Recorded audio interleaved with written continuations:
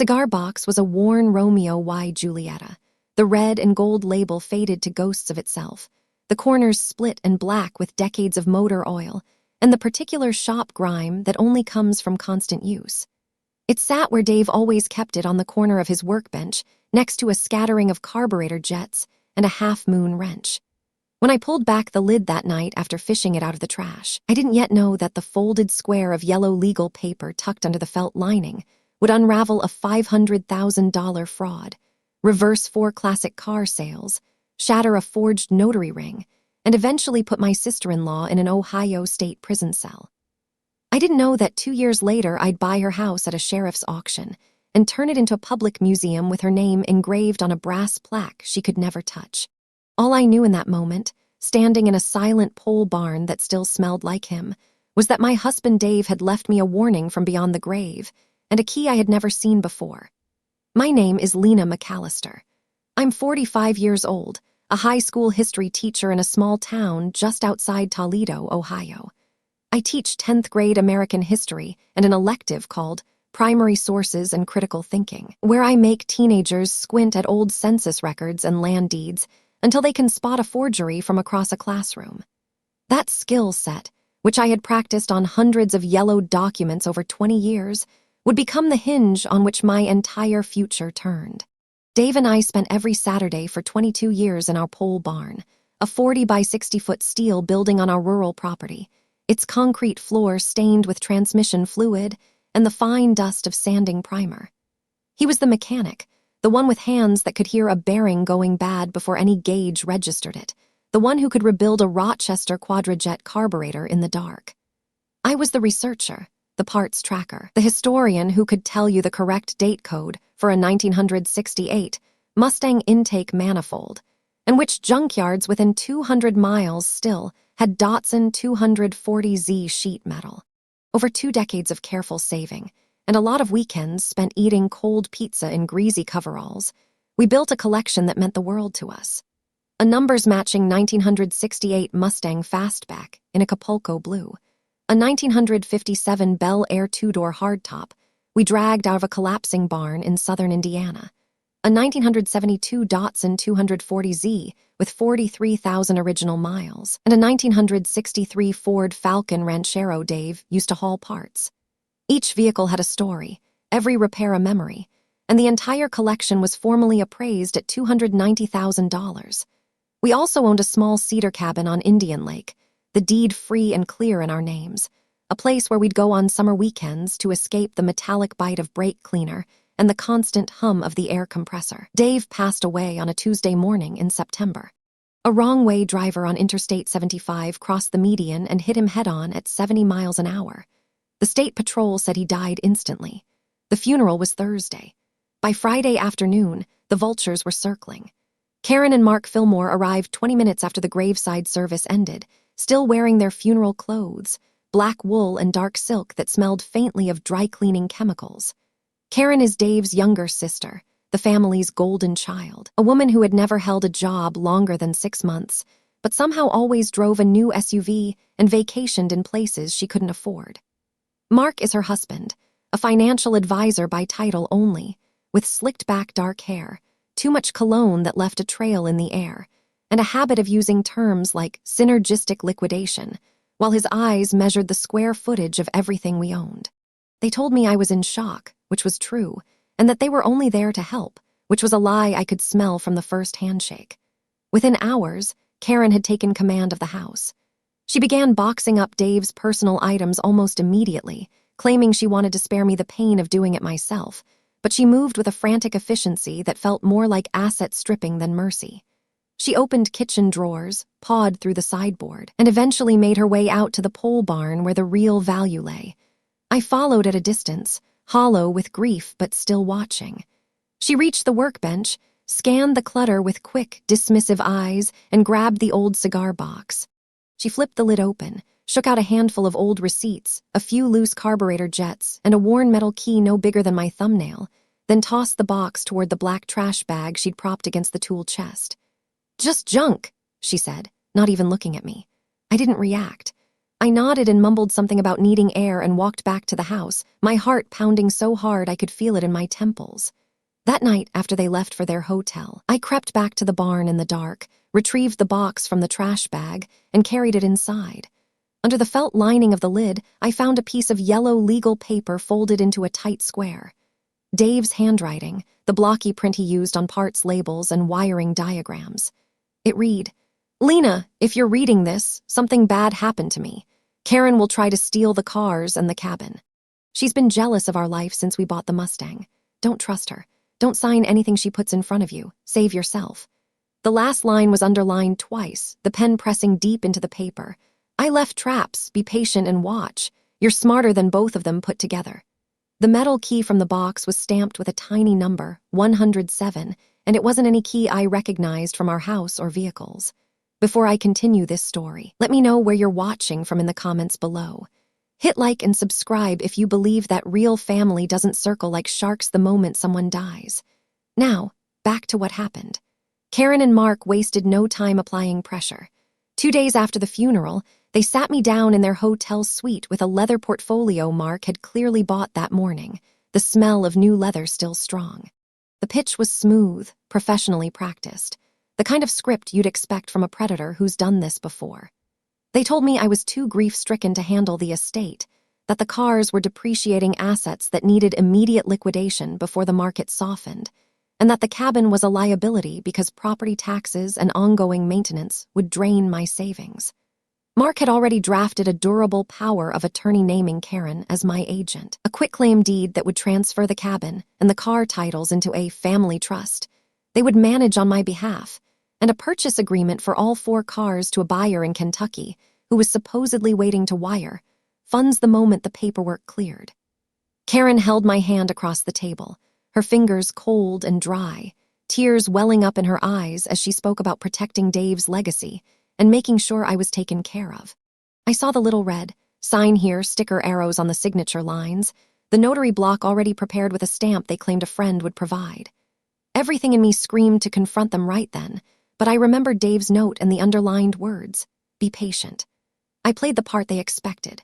I rubbed my temples, let my voice tremble, blinked slowly as if I couldn't quite focus, and told them I needed a few days to process, that my head was still swimming. Mark's jaw tightened, the muscle flickering once, but Karen smiled with perfect sympathy and said, "Of course, sweetheart. Take all the time you need." Then, in the very next breath, she suggested I move into their guest house for support.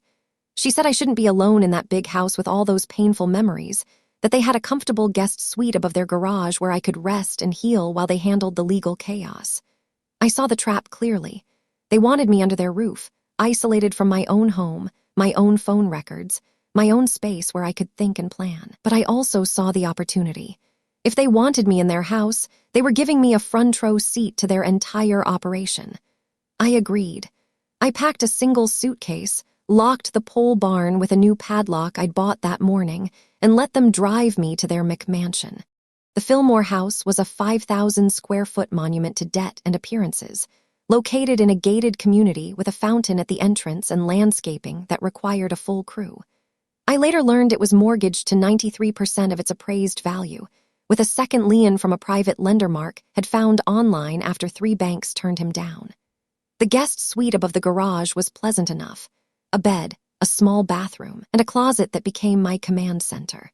I noticed within the first day that when I stood in that closet near the air return vent, I could hear conversations from the downstairs office with startling clarity. The HVAC system was a 4-stair setup, and the return duct ran directly from my closet wall down through the office ceiling, carrying every word Mark and Karen spoke when they thought they were alone. I started paying attention the way I used to pay attention to flea market sellers trying to pass off a cloned VIN plate. I learned to keep a small notebook and a pen in my pocket at all times, jotting down timestamps and direct quotes. Within 72 hours, the red flags were flying like signal flares. Mark's phone rang constantly, 8 in the morning, 11 at night, and I would press my ear to the vent grill and listen. I heard him say things like, "The VIN on the Mustang doesn't match what the DMV has on file. No, I don't know why, just tell the buyer we're fixing it. And I don't care about the notary, just stamp it and send it in. Nobody checks those things anymore. Another time, clearly speaking to a debt collector, he said, I told you the estate settlement will fund by the 15th. You'll get your money then. Karen's voice cut through even sharper when they argued. If she doesn't sign by Friday, we lose the cash buyer, and then what do we tell the bank? Mark, we cannot have another judgment lien. Do you understand me? I also observed their spending with the detached interest of a historian cataloging exhibits of fraud. A brand-new Lincoln Navigator appeared in the driveway one morning, a black top-trim model with temporary tags, and an MSRP north of $82,000.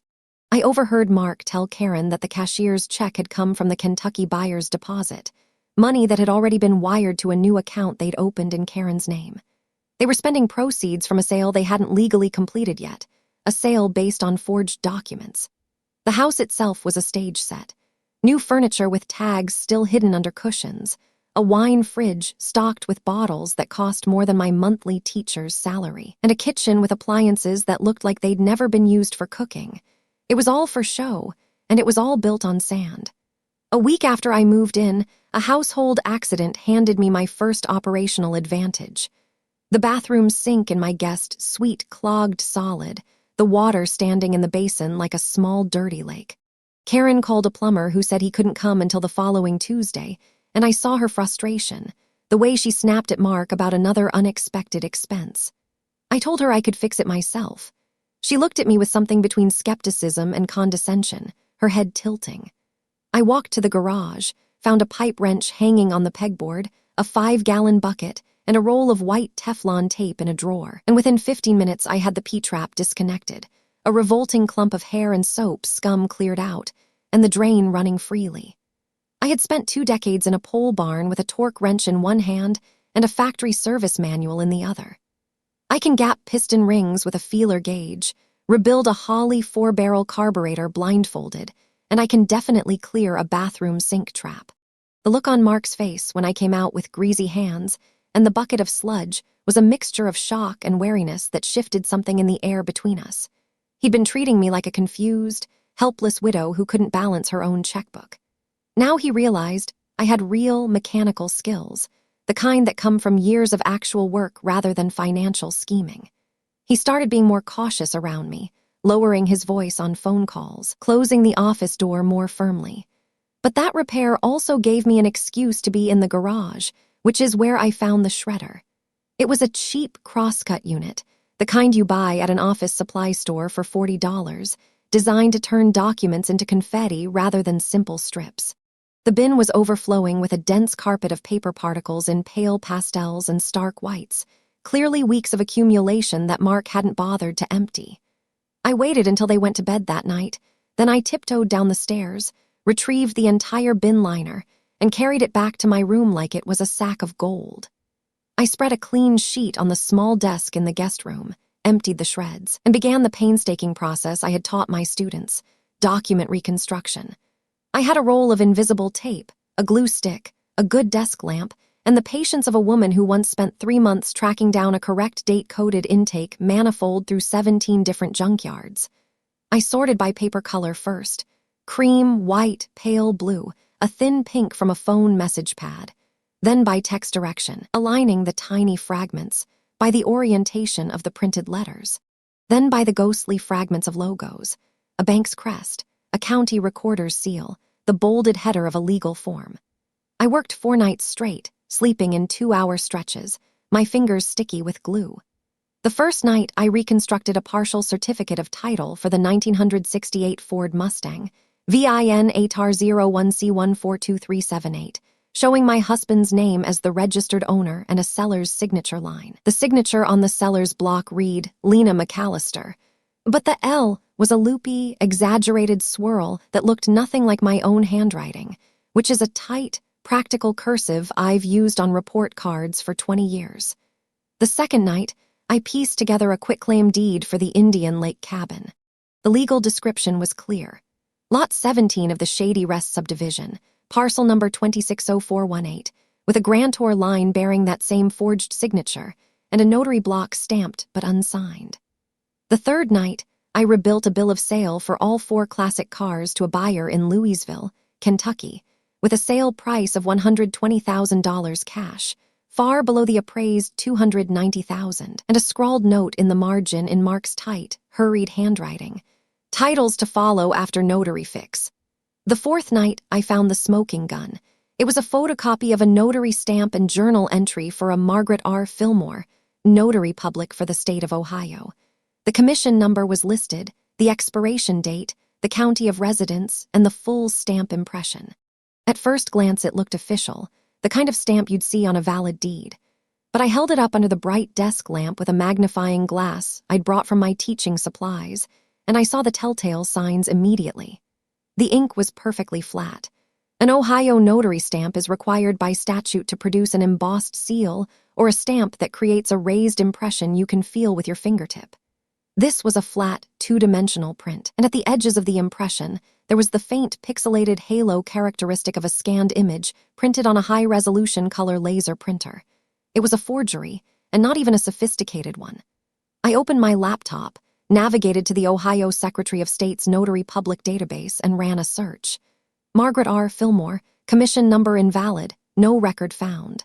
I searched by county, by name variations, by expiration date. Nothing. The stamp was completely fabricated. That discovery told me I had proof of forgery, but I needed the original physical documents, the actual fake notary stamp kit, and evidence that tied Mark and Karen directly to the fabrication to make a criminal case that would stick. That meant getting into Mark's locked office. The door had a standard interior quickset knob lock, the kind that is more of a suggestion than a barrier if you know what you're doing. Dave and I had picked dozens of car door locks over the years, retrieving keys locked inside vehicles or opening junkyard donors when the keys were long lost. He taught me a simple tension wrench and rake technique that works on wafer locks and cheap pin tumblers alike, a skill born of necessity in the pole barn. I found a heavy paperclip in my purse, bent one end into a 90-degree tension wrench, and grabbed a small flathead screwdriver from the garage. At 2 a.m, when I knew they were deep asleep and the house was silent except for the distant hum of the HVAC, I knelt in the hallway outside the office. I inserted the bent paperclip into the bottom of the keyway, applied a light, steady torque, then used the screwdriver to rake the pins rapidly, a zip-zip-zip motion I'd practiced on a practice lock Dave had given me years ago. The plug turned with a soft click in under 30 seconds.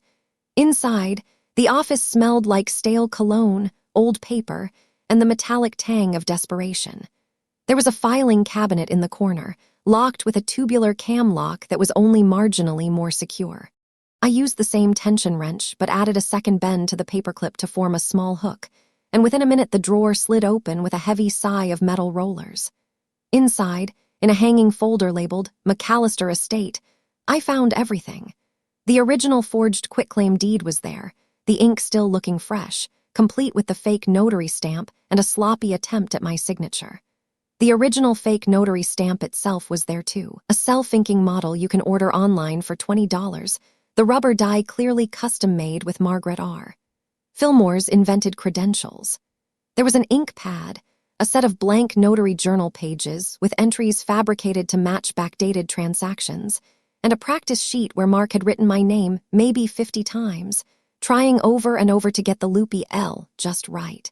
The practice sheet alone was damning, showing the evolution of his forgery attempts from hesitant strokes to the confident flourish he'd used on the final documents.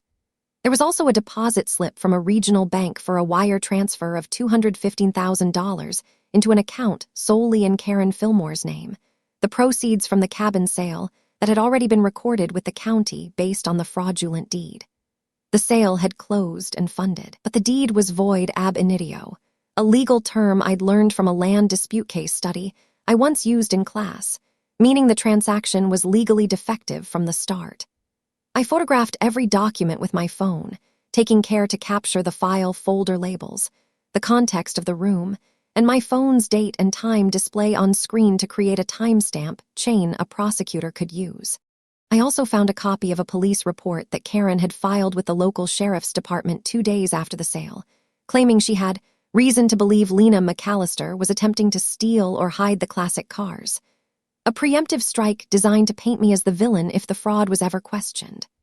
The cold, calculated nature of that report, filed while I was sleeping under her roof, and eating her food made my stomach turn. But it also added another charge to the list: false reporting and obstruction. The next day, I drove back to our property under the pretense of checking on the mail and the house. In the pole barn, I went to Dave's old tool chest, a massive red snap-on unit he'd inherited from his grandfather, its drawers heavy with sockets and wrenches that had rebuilt more engines than I could count. I had the tiny key stamped 107 from the cigar box. I spent 20 minutes running my fingers along every edge and recess of that chest until I found a small magnetic hideaway box under the bottom drawer, painted to match the red so perfectly you'd never see it unless you were looking. The key fit with a quiet click. Inside were a letter and a thumb drive. The letter, in Dave's handwriting again, was brief. "Lena, I set up a special trust for the collection and the cabin through Lakeview Credit Union. Mary Gable is the trust notary and our personal officer. She knows you and she knows my signature. The trust document has a built-in rule.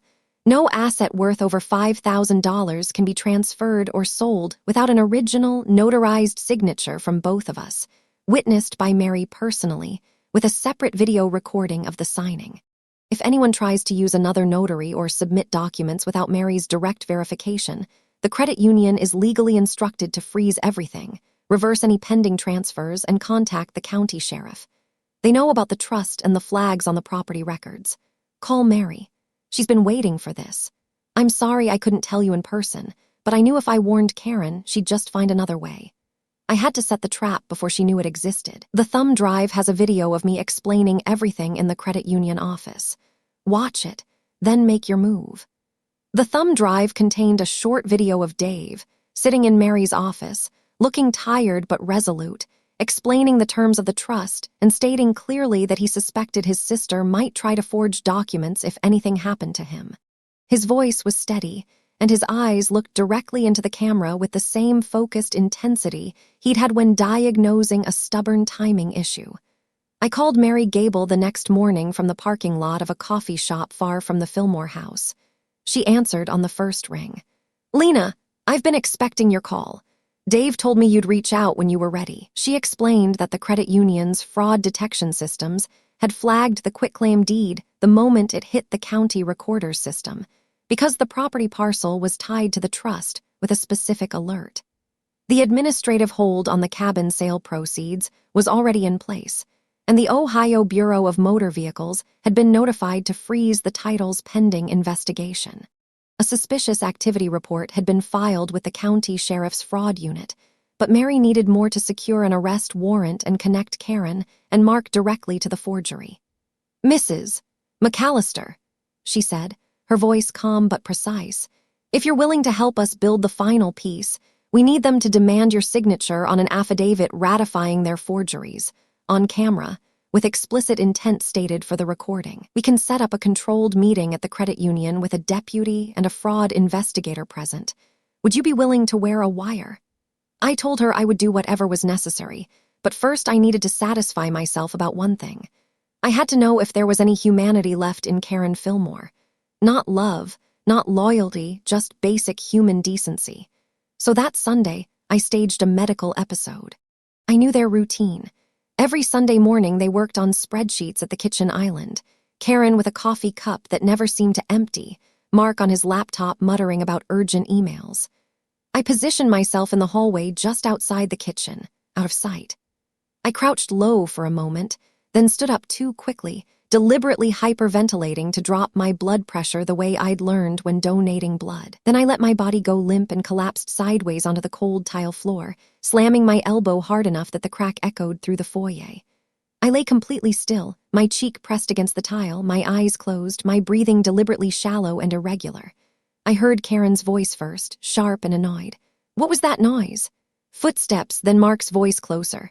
"It's her. She's on the floor in the hall." A pause that stretched out like a held breath. Then Karen, her voice utterly flat. "Leave her. We need that affidavit signed before the credit union opens tomorrow. If she's dead, the trust goes to probate and we're finished anyway. If she's just fainted, she'll come around." I felt the toe of a shoe nudge against my hip, not a check for injury, just a push to see if I'd react. Then Karen stepped directly over my body, the hard click of her heel passing inches from my ear. Mark followed without a word. Nobody touched my wrist for a pulse. Nobody called 911. Nobody even placed a pillow under my head. I lay on that freezing tile for 2 full minutes, counting my heartbeats, feeling the last ember of family connection in my chest go cold and black. When I finally groaned and pulled myself up, I stumbled into the kitchen to find them both bent over a spreadsheet, a notarized affidavit template already prepared on Mark's laptop.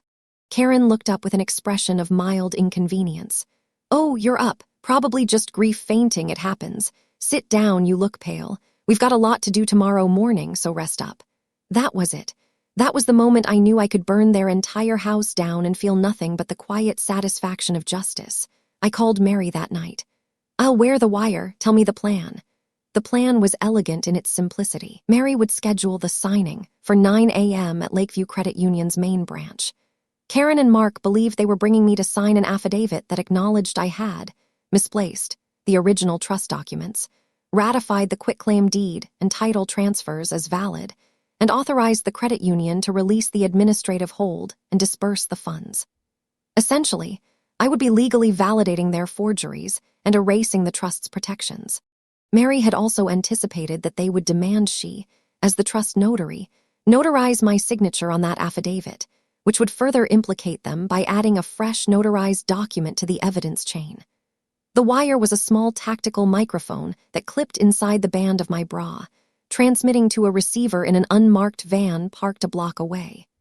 The sheriff's fraud investigator, a woman named Detective Alvarez, briefed me that morning by phone. "Keep them talking. Get them to state in their own words that they need you to sign so the funds release and that the documents are based on the prior quitclaim deed. Once they do, we have all we need." The next morning, Karen and Mark drove me to the credit union. Karen sat next to me in the back seat of the Navigator, holding my hand with a grip that was just a little too tight, her voice sugary and strained. "Lena, sweetheart, this is going to be so easy. You just sign where Mark points, Mary will stamp it, and then the funds release and we can all breathe again. Dave would have wanted this for us to keep his memory together." Mark was on his phone the entire drive, speaking in half sentences about closing the positions and finalizing the liquidity event, his foot tapping a nervous rhythm on the floor mat. When we walked into the credit union, Mary was seated at a polished wood desk near the back, and I noticed the 2 deputies standing near an employees-only door, their uniforms blending into the background. Mary greeted us warmly, her professional smile revealing nothing. Mark produced the affidavit, a crisp 3-page document with a notary block already filled out and waiting for my signature. I read the document carefully, the legalese of ratification and release and indemnification all swirling together. Then I set it down on the desk and looked directly at Karen. The microphone was picking up every syllable, and I knew Detective Alvarez was listening in the van. My voice came out steady, the same tone I use when delivering a lesson I've prepared for weeks. "Karen, you forged my signature on a quitclaim deed for the Indian Lake cabin. You and Mark created a fake notary stamp with a false commission and used it to transfer titles out of my name and sell my husband's cars to a buyer in Kentucky behind my back. When that buyer started asking questions, you filed a false police report claiming I was the thief. And on Sunday, when you thought I was dying on your hallway floor, you stepped over my body because all you cared about was this affidavit and the money it would release. I'm not signing anything. You can't inherit a conscience. You'll have to steal one, and you're not going to steal mine." Karen's face cycled through shock into a livid, blotchy crimson. She lunged across the desk, her manicured nails reaching for the affidavit as if she could claw the evidence out of existence. Before she could touch it, Deputy Mills stepped forward from the doorway, caught her wrist, and said, "Karen Fillmore, you are under arrest for felony forgery, fraud, attempted grand theft, and filing a false police report." Mark spun on his heel and bolted for the exit, but the second deputy was already there, blocking the door. Mark's shoulders slumped, and he made a strangled sound, something between a curse and a whimper, as his hands were cuffed behind his back. Detective Alvarez entered from the back office, a laptop under her arm, and began reading them their rights while Mary calmly opened her evidence folder and spread out the documentation on her desk. The original forged deed, the fake notary stamp and ink pad, my reconstructed shredded documents with the bank wire records, and now a full audio recording from the van that captured their entire conversation in the car on the drive over, including Mark saying, Once she signs that affidavit, the trust is dead and the money is ours, no takebacks. That recording alone would have been enough to convict them, but combined with the physical evidence, the case was airtight. The criminal proceedings took 8 months from arrest to sentencing. Karen, facing the overwhelming weight of evidence, pled guilty to reduced charges, but still received 3 years in the Ohio Reformatory for Women. Mark, whose background check revealed 2 prior financial fraud convictions in other states that he had concealed from everyone including Karen, received 5 years in a state correctional facility and a slate of felony convictions that permanently bar him from ever holding a financial license again. The civil case was separate. I filed a lawsuit for the appraised value of the classic cars, the fraudulent sale price of the cabin, punitive damages for the emotional distress and attempted fraud, and recovery of my legal fees. The court found in my favor and entered a judgment for $410,000. Karen's McMansion, which she had titled solely in her name as part of their asset protection strategy, was the only significant real property they owned free of other liens, so it was seized by the sheriff to satisfy the debt. At the public auction on the courthouse steps, I bid $180,000, using a portion of the damage award to fund the purchase. So in a very literal sense, their crimes paid for my acquisition of their home. I stood in that 5,000-square-foot monument to their greed, and I thought about what Dave would have done with all that space. He had always talked about opening a small museum, a free place where kids could come on field trips and see what real American craftsmanship looked like. Not just the cars, but the tools, the magazines, the history of the assembly line, the story of how ordinary people with ordinary jobs built extraordinary machines with their own hands. I spent 6 months converting the house. I hired a contractor to knock down several interior walls, creating an open gallery floor plan with polished concrete floors that could support the weight of vintage vehicles. I installed proper climate control and a security system, moved the Mustang, the Bel Air, the Datsun, and the Ranchero inside, along with a few other rescue cars Dave and I had stored at a friend's garage over the years. I built display cases filled with Holley carburetors, vintage Ohio license plates, factory service manuals, and a whole educational section on title fraud prevention, because I am a teacher to my bones and I will never stop teaching people how to protect themselves from predators like the Fillmores. I named it the McAllister Classic Car Museum, and I open it free to the public every Saturday from 9 to 3. At the entrance, mounted on the wall where everyone sees it upon walking in, there's a polished brass plaque. It reads, "This museum was made possible through the generous forfeiture of assets by Karen M. Fillmore following her conviction for felony forgery and fraud in the Court of Common Pleas, Lucas County, Ohio." I made sure to engrave her full legal name and the case number. It's a permanent donor recognition she can never uninstall, never paint over, and never live down. Every time a school group comes through, I tell them the story, not to shame anyone, but to demonstrate that integrity matters, that the truth has a long memory, and that doing your homework can save your life. I still miss Dave every single day, but I know he'd walk through those doors, read that plaque, and grin that lopsided grin of his, and say something like, "Not bad for a history teacher." Have you ever discovered a dark secret about someone you trusted completely? How did you handle it? Let me know in the comments. And if you believe in fighting for what's fair, even when it's family trying to steal it from you, hit that like button and subscribe to the channel. We've got more stories where the underdog does the homework and wins. I'm Lena. Thanks for listening.